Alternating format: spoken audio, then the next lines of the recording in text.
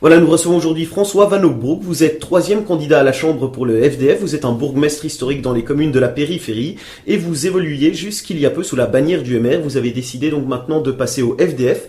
Vous vous y présentez en tant qu'indépendant et les journaux vous ont appelé la revanche du FDF. Pourquoi la revanche? Attendez, que si j'avais pas, si le MR s'était conduit correctement, je ne serais pas passé au FDF. Et d'ailleurs, je suis sur la liste FDF, non pas comme FDF, mais comme libéral indépendant.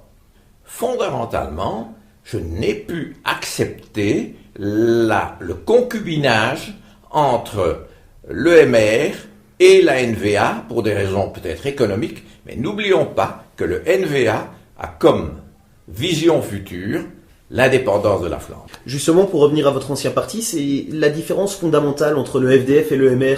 Les deux partis ont longtemps été couplés, mais qu'est-ce qui les oppose au niveau socio-économique, par exemple? Est-ce qu'ils sont sur la même longueur d'onde? Peut-être que le FDF est légèrement, ce qu'on dirait entre guillemets, plus à gauche. Bon, mais je ne pense pas qu'il y a tellement de séparation. Pourquoi se sont-ils séparés? Je ne peux pas vous répondre. Ça, pour en revenir à vous, justement, pourquoi vous présentez au fédéral, par exemple, et pas au régional? On sait votre principal combat se situe au niveau des droits de la défense des droits de la périphérie. Vous pensez que c'est un combat qui se mène plus facilement au fédéral qu'au régional? Oui, parce que la Belgique n'a toujours pas ratifié la Convention cadre de protection des minorités nationales. Donc c'est un problème, elle ne l'a pas faite parce que une certaine partie du pays ne voulait pas reconnaître que cela puisse exister. Et donc, c'est un problème national. Et donc, c'est pour ça aussi la raison de votre candidature à ce niveau de pouvoir-là. Oui, c'est normal. Pour moi, régional d'ailleurs, je me disais pour qui j'allais voter. Entre nous, il y a un seul député régional en Flandre, puisque c'est à Brezenbeek, en Flandre. Bon, c'est Christian Van Eycken. Maintenant, il est passé au MR, je crois, il était FDF avant. Moi, je m'en fiche. Moi, je vote pour celui qui nous représente à la région flamande. Ça va, Monsieur Van Hoekbroek, on vous retrouve dans quelques minutes après une page musicale pour la suite des idées du FDF. Avec la sixième réforme de l'État, il y a eu une solution négociée pour BHV. On a délimité Bruxelles de manière plus claire. Est-ce que finalement, le FDF n'a pas perdu sa raison d'être ou son sens une fois ces problèmes peut-être pas réglés, mais en tout cas, on voit de l'être? Avec les Flamands, il vaut beaucoup mieux qu'il existe. Parce que ce qu'ils n'ont pas obtenu une fois, ils reviendront par après. Là, vous positionnez vraiment le FDF comme comme son nom l'indique, le front de défense des francophones. Vous pensez que ce rôle de rempart, ce rôle de garde-fou est encore indispensable? Oui, il est absolument indispensable. Donc, voter FDF, c'est voter défense des francophones, ou il y a quand même tout de même un programme autour? Il y a un programme plus centriste que celui du MR. C'est un parti qui n'est pas droitier, entre guillemets. C'est un parti centriste au point de vue économique, au point de vue de la défense des intérêts de la population. Il ne va pas défendre spécialement une catégorie de gens aisés, il va défendre tout le monde. Il veut l'égalité.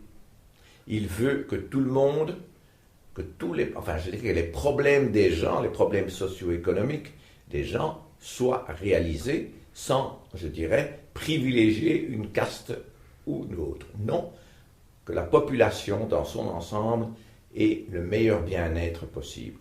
Pour l'économie, toujours, vu qu'on en parle, le MR et le FDF se distancient des autres partis traditionnels. Sur un point, ils disent que les dépenses du fédéral ne peuvent pas augmenter dans les années à venir. En quoi c'est important de bloquer ces dépenses? On a transféré, il faut être logique, on a transféré les pouvoirs aux régions et aux communautés.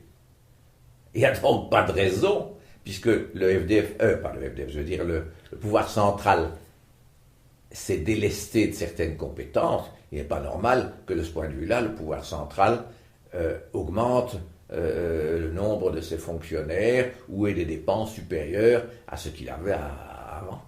En parlant du basculement des compétences vers les régions, justement, le FDF claironne, c'est un danger, ça va appauvrir Bruxelles, les moyens n'ont pas été transférés avec. Vous êtes d'accord avec ça? Je crois que c'est un peu, je ne suis pas aussi direct, mais je crois qu'il y a un peu d'impréparation. Hein, quand on transfère des compétences aux régions, il faut aussi veiller à ce que leurs moyens existent.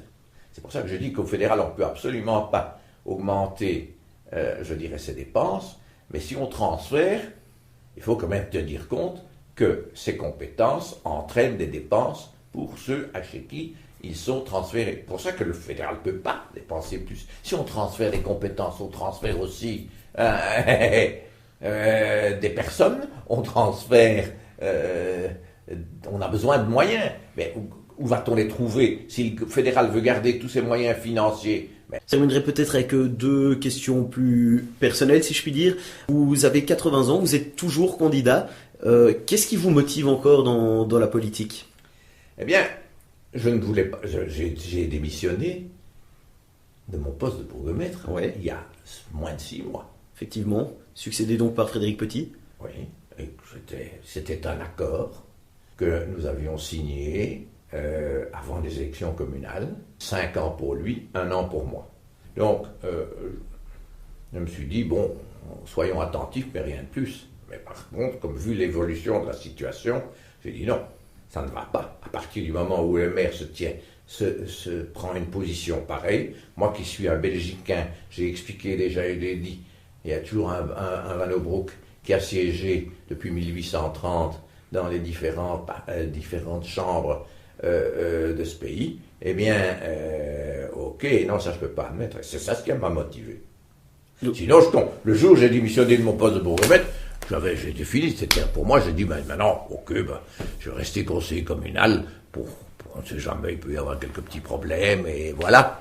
Quand on termine, on peut avoir encore un certain, je dirais, une certaine activité. Je suis aussi conseiller provincial, donc voilà, peut-être une petite activité, ça maintient la forme. Hein. Ça, mais donc maintenant, pour maintenir la forme, vous ambitionnez, pourquoi pas, de devenir président de la Chambre? Non, j'ambitionne pas d'être président de la Chambre. J'ambitionne d'être élu, et comme je suis le plus âgé, je suis un jour, je suis président de la Chambre. Donc, je dirais que si je suis élu, je réserve une surprise parce que je préside la Chambre. Mais je ne dirai pas aujourd'hui la surprise que je ferai. Mais dernière petite question, si l'auditeur devait retenir 3 adjectifs qui définissent le mieux votre politique, ce seraient lesquels? Donc, je suppose, dedans, il y aura sans doute libéral, vu que vous avez l'air de tenir au... Là, c'est une question auquel je n'avais, je dirais, jamais songé. Donc, vous me posez une question où je dois répondre ex abrupto. Hein? Je suppose, dedans, il y aura sans doute libéral, vu que vous avez l'air de tenir à l'adjectif libéral indépendant. Si vous deviez en choisir 2 autres qui caractérisent votre personne et votre politique? La deuxième raison, c'est le sens du devoir. Sens du devoir. Donc... ça, c'est à mon avis fondamental. Il faut toujours défendre son pays et défendre son pays, oui, et y participer lorsque c'est nécessaire. Et donc, il y a libéral, le sens du devoir, et un dernier qui vous vient spontanément? Eh bien, je vais vous dire, l'enthousiasme. L'enthousiasme. L'enthousiasme d'être toujours à 80 ans sur une liste. De l'action. Non, pas d'être sur une liste, de l'action. Donc enthousiasme et action, sens du devoir et libéral, voilà. Les 3 adjectifs qui définissent votre politique. Donc merci à vous de nous avoir reçus pour BXFM et la radio Vibration.